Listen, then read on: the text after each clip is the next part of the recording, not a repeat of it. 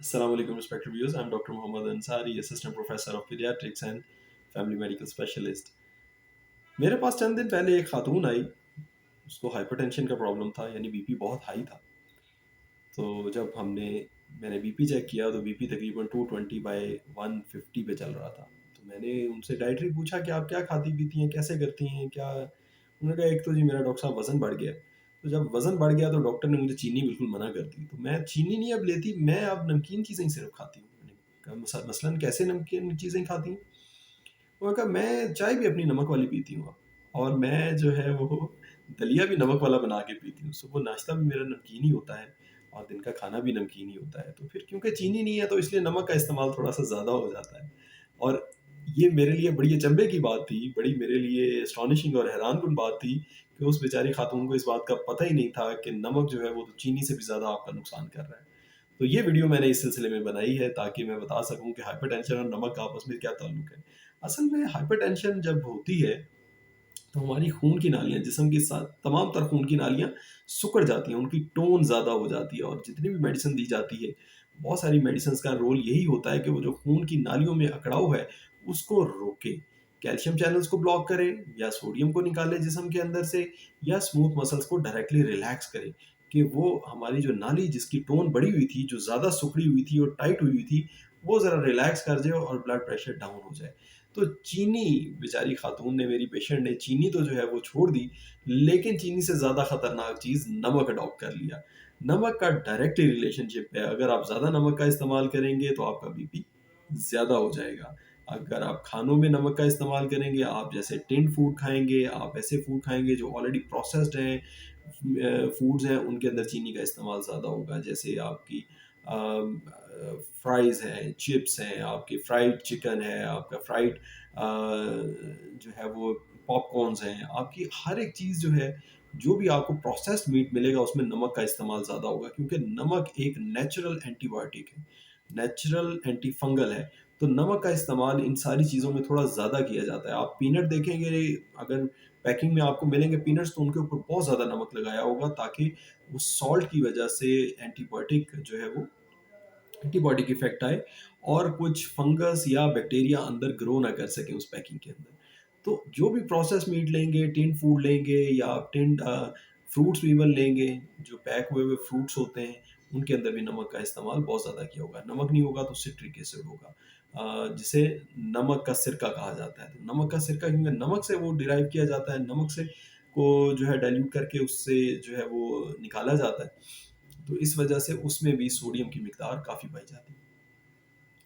फिर इसके साथ-साथ चीनी का इस्तेमाल तर्क करके नमक का इस्तेमाल शुरू कर लेना, ये एक बहुत बड़ी गलती थी मेरी पेशेंट की। चीनी जो है वो आप बैलेंस किसी भी चीज़ की एक्सट्रीम पे नहीं जा सकते। ना ऐसा कर सकते हैं कि चीनी बिल्कुल तर्क कर दें, चीनी का इस्तेमाल बहुत मामूली मिकदार में आप कर सकते हैं। और ना आप ऐसा कर सकते हैं कि आप नमक का इस्तेमाल बिल्कुल तर्क कर दें। आप अगर बिल्कुल तर्क कर देंगे नमक का इस्तेमाल तो क्या होगा? आपके जिस्म में नमकियात की कमी हो जाएगी और आपका जिस्म हर वक़्त थका टूटा-टूटा सा रहेगा। और आपको उसके लिए फिर मल्टीविटामिन्स लेने पड़े। तो बैलेंस रखें हर एक चीज़ का। नंबर 1, ऐड ऑन सॉल्ट कभी टेबल के ऊपर मत डालें।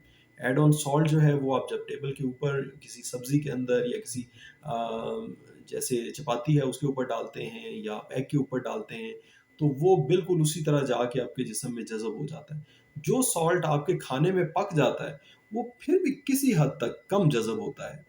फिर क्योंकि वो खाने में मौजूद प्रोटीन्स के साथ कोई कॉम्प्लेक्स किस्म की बाइंडिंग बना लेता है, प्रोटीन्स के साथ, उनके फाइबर के साथ, तो उसमें से कुछ हिस्सा जो है वो शायद जज़ब होगा। लेकिन जो सॉल्ट आप ऊपर से ऐड ऑन डालेंगे और वो डायरेक्टली आपके जाके आंतों में हल होगा, तो वो ज़्यादा आपको नुकसान का बाइ आपके लिए नुकसान का बाइस बनेगा।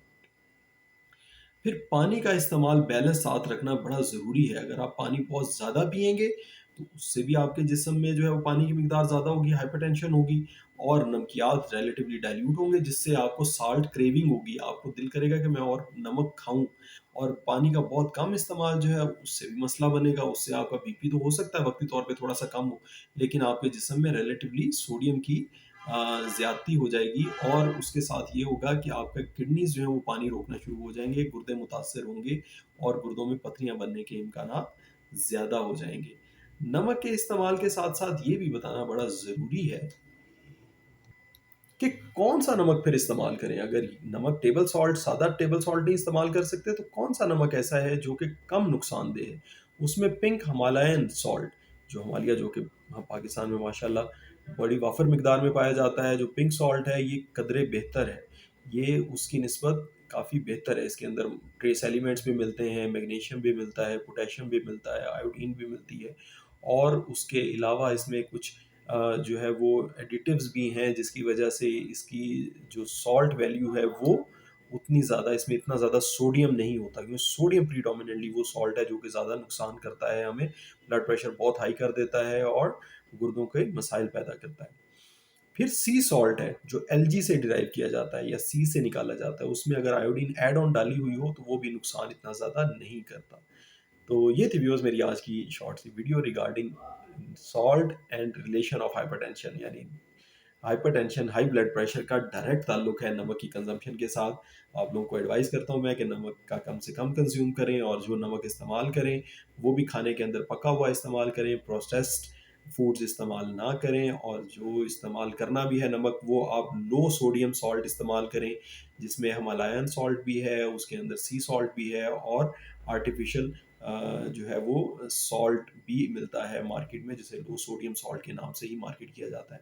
तो ये थी व्यूअर्स मेरी आज की वीडियो, उम्मीद है आप लोगों को फ़ायदा होगा और आप मेरी वीडियो को लाइक करेंगे और चैनल को सब्सक्राइब करेंगे। Thank you very much. अस्सलाम वालेकुम।